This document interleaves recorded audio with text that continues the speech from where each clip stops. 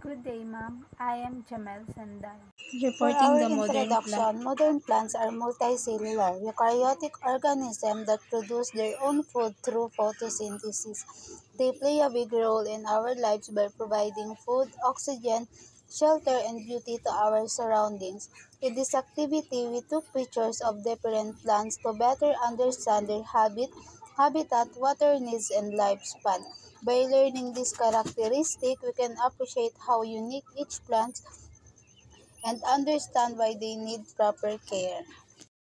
In this activity, our objectives are to identify the habit and habitat of modern plants adapted to land, to describe how plants' water requirements change when they adapted from aquatic to terrestrial environments, and to differentiate land plants based on their lifespan and survival adaptations. For our methodology, first we identified and select different plant species. Second, we took pictures of their key parts like leaves, stems, roots, and flowers. Next, we researched their local and scientific names, habitat, and water requirements. Finally, we organized all photos and information in our logbook for evaluation.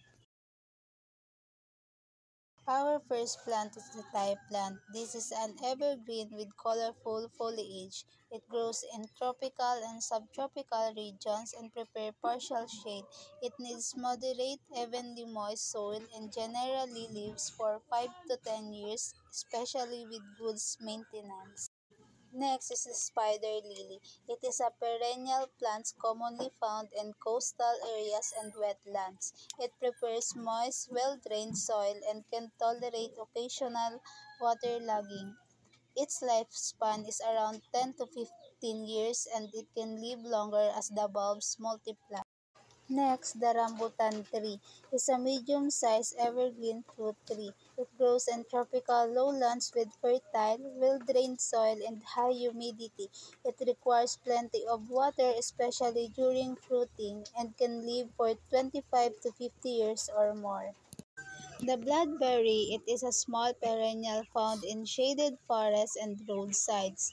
It prefers moist but well-drained soil and becomes drought tolerant once established.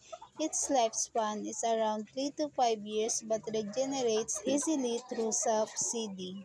Our last plant is the Manila palm tree. It is a small, single ornamental palm.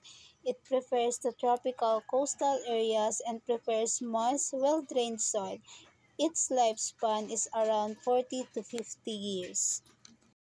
For our conclusion, the picture we took of the plant show how each one is unique in its form, color, and growth habits. It highlights the importance of plants not only for foods and oxygen but also for their beauty. Overall, the activity helped us appreciate nature more and understand how plants thrive in different environments.